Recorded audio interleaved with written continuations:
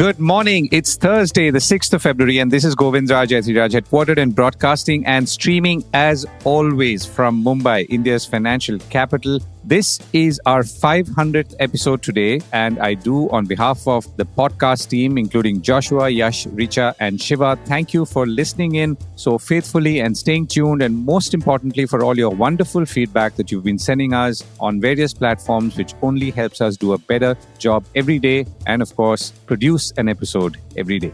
And now, without much further ado, our top stories for today. The markets edge down as selling in consumer stocks sets in. Gold prices hit record highs on global trade uncertainty. How India's IT industry looks at DeepSeek and the potential. What Indian apparel manufacturers can and cannot do in a global trade war. And now Kia Motors gets slapped with a hefty tax notice for allegedly misdeclaring imports. And India to review and potentially lower import duties on 32 items coming from the United States. Will Tesla finally get its pound of flesh?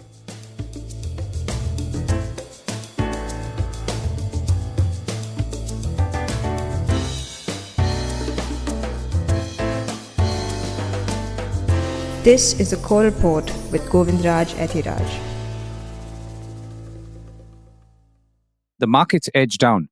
Wednesday was a choppy session in the markets, with the indices spending the early part of the day in the positive and then sliding down. The Sensex was down 312 points to close at 78,271, while the NSE Nifty50 was down 42 points to close at 23,696. The broader markets outperformed the Nifty and Sensex, with the Nifty Smallcap index ending higher by about 1.8%, while the Nifty Midcap index was up by about 0.7%. So if you were looking for some silver linings of a continuing positive undertone, and there seems to be a slight one still, this was it.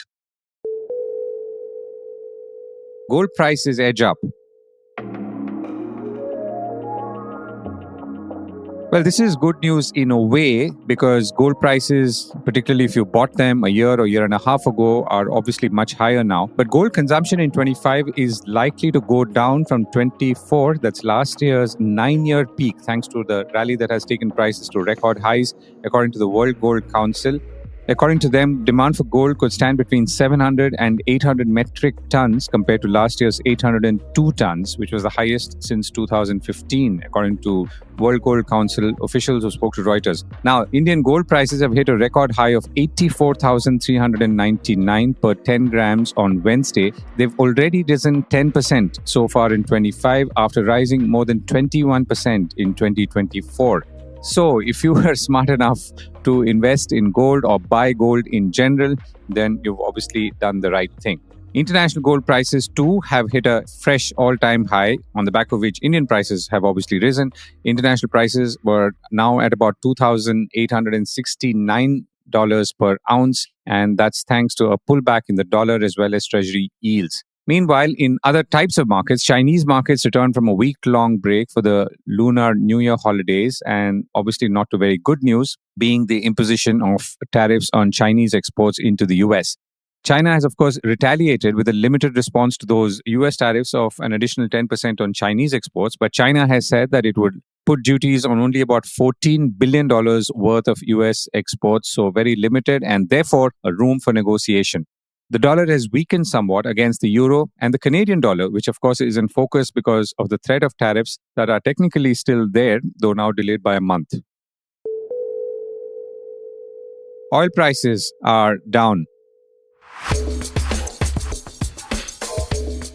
Oil prices are down, but broadly searching for direction, since not much has changed on the demand and supply front, while obviously everything has changed on the tariff and trade and announcements and threats front. Oil prices dropped on Wednesday on rising US stockpiles and concern of a new China-US war, which fueled fears of weaker economic growth. Moreover, US President Donald Trump has now pushed to eliminate Iranian crude exports, so that's something that could send up prices as well. Brent crude futures were down about 92 cents to about $75.28.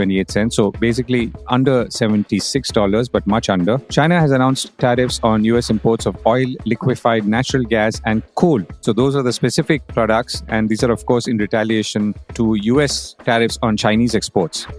Analysts told Reuters that the oil market is now caught between increasing fears that an escalating trade war will damage global oil demand growth on the one hand and possible sudden disruption of Iranian oil export.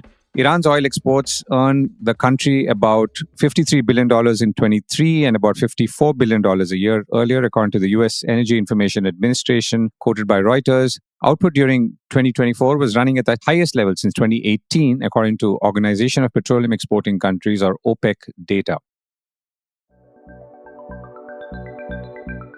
This segment was supported by the India Energy Week 2025, scheduled from February 11th to 14th in New Delhi, and you can register for the same using the link in the show notes.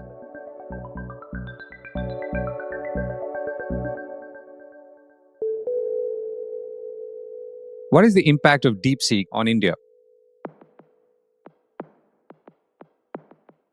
It is perhaps propitious that Sam Altman, founder of ChatGPT, launched in November 22, is visiting India and was, or rather is in India right now as we speak, possibly drumming up support for his AI model and also to assuage concerns given the increasing number of lawsuits against him and his company. An Indian newswire has joined the flurry of lawsuits in many countries that allege OpenAI has illegally used copyrighted content to train the algorithms that power its popular chatbots. And then came DeepSeek, the Chinese frugal answer to ChatGPT, launched apparently at a cost of just $6 million, and in just a few weeks has kicked up a storm in the global technology community, leading to, among other things, stocks of major tech companies, including, of course, chip maker NVIDIA, taking a battering.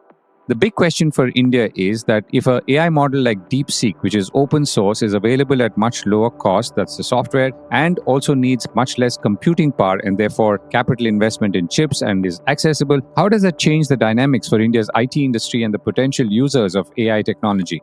I reached out to Rajesh Nambiar, now president of IT industry body, National Association of Software and Services Companies, or Nasscom. Rajesh was earlier managing director and CEO of Cognizant Technology Solutions in India. And I began by asking him how he was seeing the impact of DeepSeek now that we've had a few days or a couple of weeks to digest its arrival. Well, it's very, very early days. The emergence of DeepSeek, especially the R1, there are version 3 and then there's also R1. It's really a strong reminder that AI innovation is no longer monopolized by a handful of tech companies, right? And that's what we saw over the period of time. Despite all the chip bans and export controls, etc., and also being a private Chinese company, there is no question that this is certainly a remarkable achievement from the DeepSeek side. And I believe that the rapid strides in AI research and the ability to build, highly competitive LLMs without massive GPU dependencies, that's what we saw. This totally disrupts the assumption that high compute costs are it'll continue to be a defining factor in the AI leadership, right? This challenges, of course, the existence of AI hierarchy, as we saw, and this signals the rise of new power centers in AI development. And I believe that if at all, it teaches us two broad things. One, of course, is open systems will certainly outperform closed systems in AI specifically. Second one, I believe, Govind, is the constraints can be very, very useful, right? So engineers tend to actually operate best under constraints. So in my mind, these two are the useful lessons for us to take in some sense. As an India strategy, what do you think we should be? I mean, we've been talking about now, or rather there has been a debate about, should we create our own large language models or just build upon other people's large language models? Where do you feel we should be, or which direction do you feel we should be headed in? Oftentimes, it's not necessarily one or the other. I think it's kind of both a little bit, and I can talk about it a little bit. But let's look at what really was the takeaway, if you may, from the DeepSeek experience, right? They really used a different approach to train, especially the R1 models, which is used sort of by OpenAI, for example. It contrasts from the OpenAI method. The training actually involves less time, obviously, fewer AI accelerators, as we saw, and certainly less cost to develop. So they used this model called reinforcement learning, which basically means that DeepSeek, they used a large-scale reinforcement learning approach focused on sort of reasoning tasks and so on and so forth. And also they used very efficient knowledge transfer techniques. And their researchers successfully compressed capabilities into surprisingly models as small as like 1.5 billion parameters. Others are way, way high in terms of how they use. And then, of course, this notion of what they call mixture of experts, or something that they call, that architecture also certainly made a big difference. So for India, to your question, I certainly believe that this is an opportunity and probably also a wake-up call in some sense, right?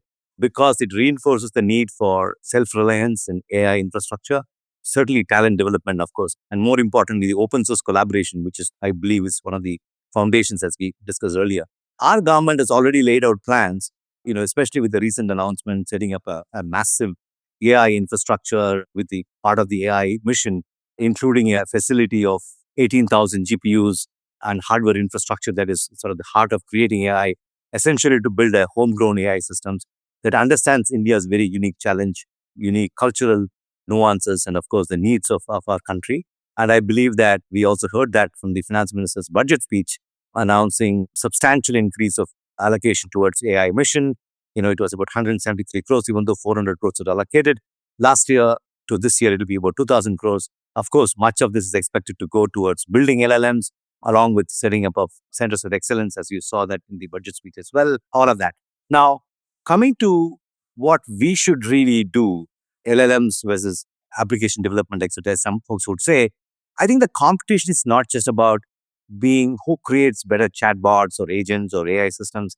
I think these are merely tools and probably different steps to an ultimate goal. The real objective is, of course, achieving the advanced AI, AGI, etc., that can really match or surpass the human performance across various domains, right? So when that level of capability is reached, it will lead to profound and widespread disruptions across industries. And we are getting very, very close to that reality in some sense. I believe that LLMs alone don't create value unless they translate into real world product and services. You looked at, for instance, the AI mission in India. They have multiple approaches, starting from compute to application challenges, safe and trusted tools, foundational model creation, which is what was called innovation center, and of course, skilling, apart from many other objectives that they had. So the sweet spot is going to be a little bit of a dual pronged approach, as I said before.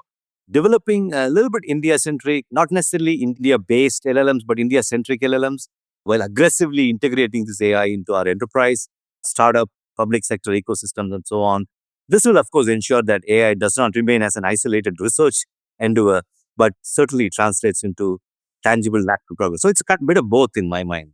Right. So let me ask you the enterprise question. So given now that we've seen DeepSeek and it's clearly or seemingly much lower resource call, what does that mean for enterprises who have been thinking about integrating AI for business outcomes? Assuming that business outcomes are now much clearer in terms of what they could have done with AI, would they be able to do more, or will they still have to be, do they still have to get clarity on what business outcomes do they actually want to achieve? If you start from the problem statement and work backwards, I think it'll be more useful, right? Otherwise, if people will jump onto this as yet another technology tool, and then they may not end up where we really want these enterprises to do. Certainly, the open source nature of DeepSeek's model will present a very, very unique chance for Indian developers, certainly innovate and create very indigenous AI solutions, right? And the open source nature of DeepSeek truly fosters collaboration and innovation. So obviously building on its model creates a sort of a virtuous cycle of improvement and adaptation, very stark contrast to the proprietary models of many Western companies that we saw in the last whatever number of months and couple of years, if you may. But, DeepSeek just doesn't stop at building a massive, so they built a 671 billion parameter model. They also created smaller, what they call distilled versions, as I said before, smaller models that can run on a laptop or as some sort of a basic hardware. This makes very, very big sense for our own startups and small businesses and individuals in India who don't have access to that expensive infrastructure. So unlike many other AI models that focuses on processing data, DeepSeek R1 also prioritizes accuracy and reliability in tasks like math, science, and coding, etc., which are very relevant to our businesses. For our businesses needing high-stake results, this trade-off is very, very invaluable. I believe that for Indian startups where resources are often limited, but ambitions are very sky high, and this can become certainly a game changer. Startups can integrate this R1 into their products without worrying about hefty costs they need to pay, the API costs they need to end up paying. I definitely believe that this opens doors to creating AI-powered applications, across all segments, whether it's healthcare, education, certainly fintech, and other, even some sort of a rural development. I believe that this can certainly make a difference. So what you're saying is that the transformative power of AI, which may have been visualized earlier, is more likely to be actioned now because it's clearly become more accessible and purely from a cost and resources point of view, at least at this point? Definitely. And as we saw, the Indian AI adoption is actually moving from, it used to be very exploratory in nature in many ways. It will now slowly move to the execution mode where companies no longer just experiment with AI, but they're actively integrating into the business operation. That's where you see the value, right? Customer experience, decision-making, etc. If you're able to deploy some of this, I think they'll start to see the value. A question on open source. Now, open source, we've seen open source over the years, decades actually, in various software counterparts or softwares. Now, what's your sense on open source in general? Now, having used open source or not used open source, I'm sure there are reasons for both. And therefore, how would you see DeepSeek in the open source context or open source in the DeepSeek context? I think the open source was sweeter in many ways. And I believe that the strong open source ecosystem has laid the groundwork for companies to develop what I call homegrown AI solutions tailored to both local as well as global needs, right? But having said that, this journey cannot be undertaken in isolation. And we should be building a collaborative AI ecosystem, one that integrates, of course, investment in R&D, which we should do a lot more, investment in infrastructure and AI expertise with India's established technological strength. And this is going to be very critical for us to truly leverage the open source ecosystem that we mentioned. And conceptually, you feel that open source is a good way to go. I mean, it works, but it also works with some boundaries, isn't it? It is true, but I think now we are talking about open source, which are not necessarily sort of the base model of open source itself, but a little bit of a constraints around open source. So these are not kind of open source that in some parts of the ecosystem we experience, but I believe that, even in some of the models, I won't name them, but even from the Western world, it's not, everything is closed. There are one or two models which are open source as well. Quite honestly, I think even DeepSeek actually used some of the open source available model train fundamentally how they even came to where they are. But that helps. I mean, open source helps everyone. And the more you use, the more it gets benefited. And you're putting more and more into the ecosystem by which everybody benefits, the users as well as people who are creating these open source models. Right. Rajesh, last question. So what was your first reaction when you heard or maybe experienced DeepSeek? What did you think? I just couldn't compliment them. So you believed it and then you felt, but did you believe it? I mean, was there still shock and surprise? There was a little bit of a skepticism, I must say, for the first 24 hours or so to say that, is it real? Is it exactly what they, even today, for example, a lot of people question whether the cost at which they actually implemented is it real or not? Is there some way they would have gotten some help from the government, etc., to make what they did? Certainly, I mean, because it is a phenomenal achievement, as I mentioned before, with so much of constraints and so much of constraints put around them, whether it is the access to real compute power, access to certain chips, the restriction that the US government had imposed on China and so on and so forth. So it is a little bit of unbelievable. But at the same time, now we know that it is for real. Certainly, I think there's enough amount of testing which is done on this, shows that this is something which all of us should leverage. And I have seen, including our own broader advocacy groups, and we're looking at DeepSeek very, very seriously. I think they've certainly come off all of those initial skepticism which came about the moment it was announced. I believe it's a phenomenal achievement by this company. Rajesh, thank you so much for joining me. Thank you, Govind. Really appreciate it. Meanwhile, India's finance ministry has asked its employees to avoid using AI tools like ChatGPT and DeepSeek for official purposes, citing risks posed to confidentiality of government documents and data, according to an internal advisory. Reuters says countries like Australia and Italy have already placed similar restrictions on the use of DeepSeek, citing data security risks. Will this be Elon Musk's India moment? There are many items manufactured or produced in the United States that are seeking lower duties and could range from almonds to cars and bikes. Trump, in his previous term, spoke of Harley-Davidson bikes, and they've already been given the benefit of lower import duties after India slashed import duties on fully built high-end motorcycles to 30% in a move that seems to be designed to keep Trump happy. Remember, he called India a tariff king. But fully assembled imported cars still attract a levy of more than 100%. So will Tesla get a similar break since it wants to export into India without necessarily manufacturing in India at some point, as the policy would otherwise stipulate? And obviously, he would want to export into India at a much lower import duty. With Elon Musk, Tesla founder, now virtually a part of the US government and confidant of President Donald Trump, looks like he could get what he wants, and at least the chances are high. India plans to review import tariffs on over 30 items, including luxury cars, solar cells, and chemicals, according to a finance ministry official who spoke to Reuters. And all of this is aimed at reducing average tariffs and comes ahead of Prime Minister Narendra Modi's visit to the United States next week. India imposes something called the Agriculture Infrastructure Development cess or AIDC, and that could be lowered for US exports into India.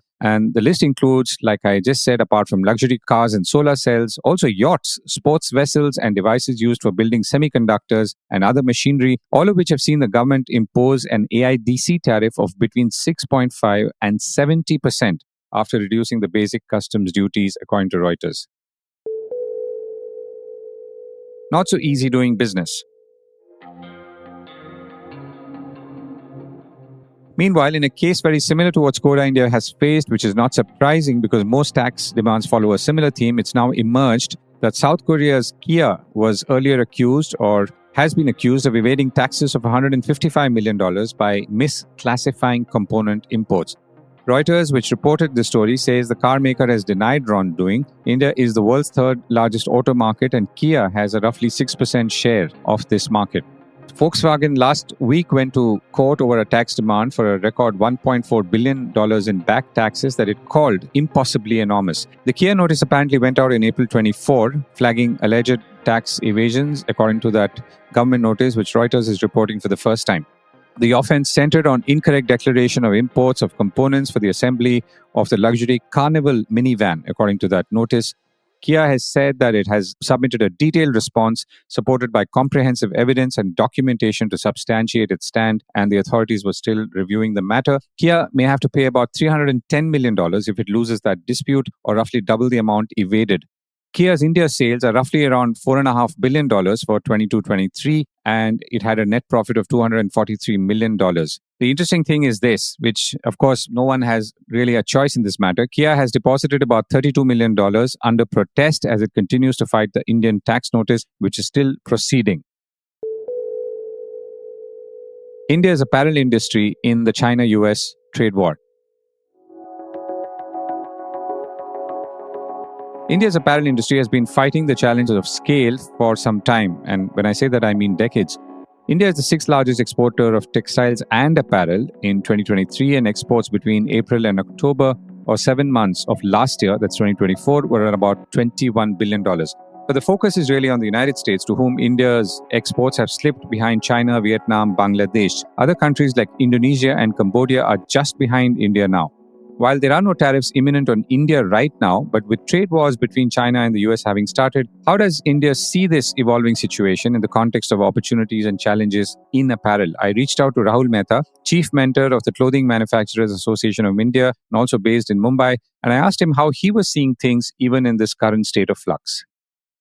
See, I think as of today, at least as far as the exporting segment is concerned, the industry is certainly looking at a very bright opportunity, not just from the tariff of US perspective, but also the current unsettled conditions in Bangladesh. That is also drawing a few customers away from Bangladesh and looking at India as a possible alternative source.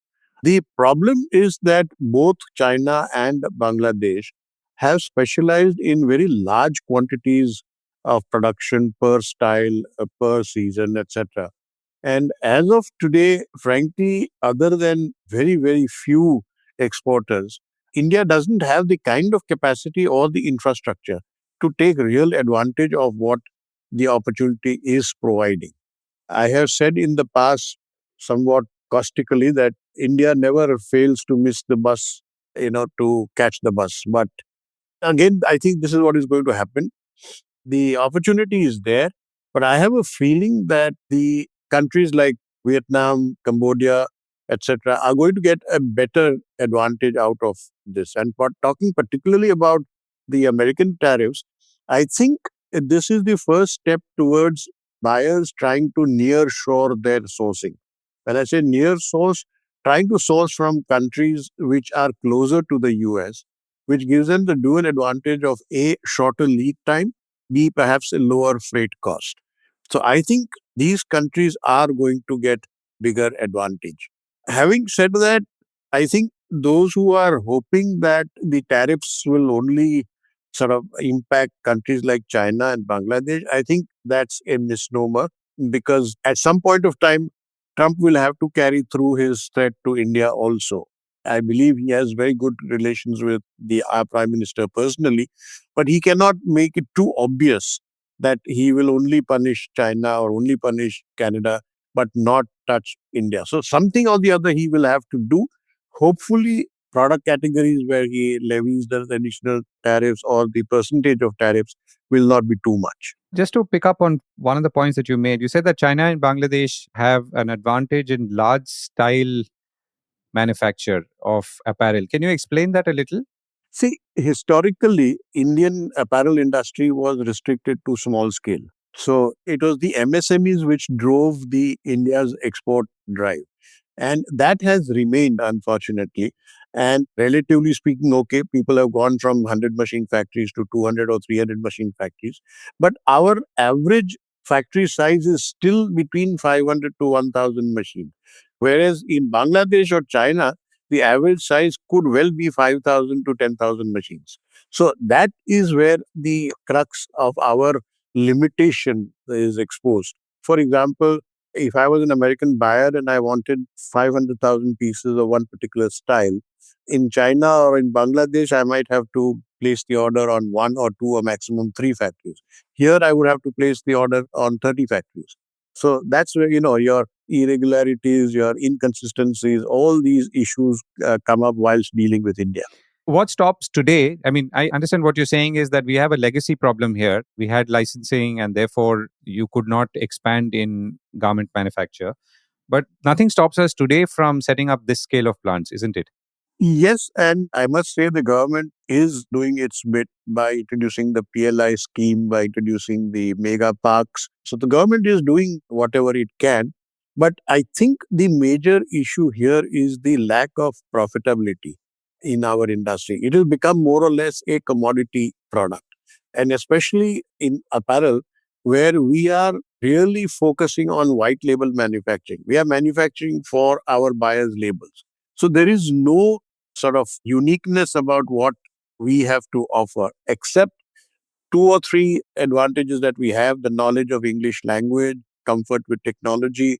But the drive to really scale up our production, to set up 10,000 machine factories and so on, that is missing because the fear that it is not really profitable, number one.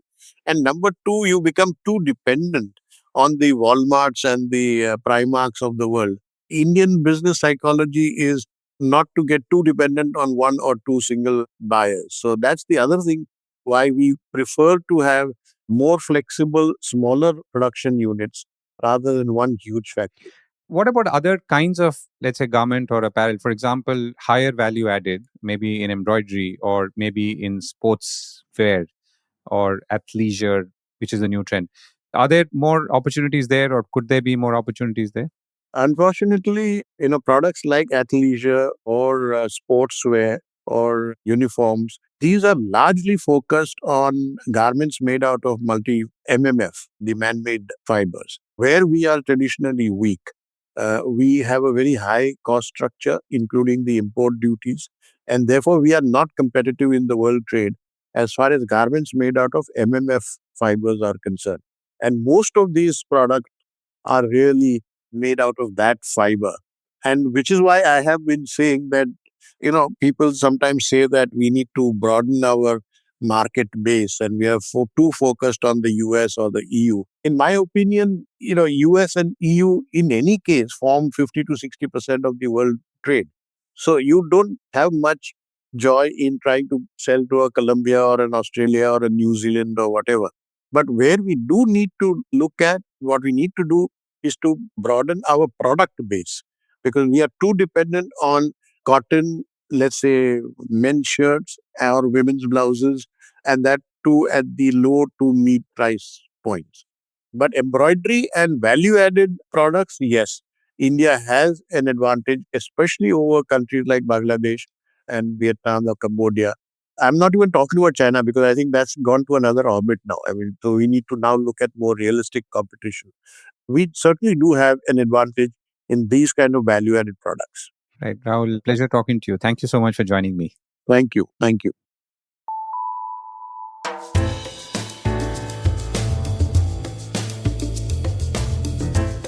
That was the core report with me, Govindraj Ethiraj. Do stay connected with more of our coverage at the core. You can check out our website or sign up to our newsletter for our exclusive stories, one in-depth feature a day on www.thecore.in. Do also track us on LinkedIn, where we usually post synopses or extracts of our top stories and interviews. We would love your feedback on how we can make business more interesting and relevant, including, of course, India's vibrant manufacturing sector. So write to us at feedback@thecore.in, and thank you once again for listening.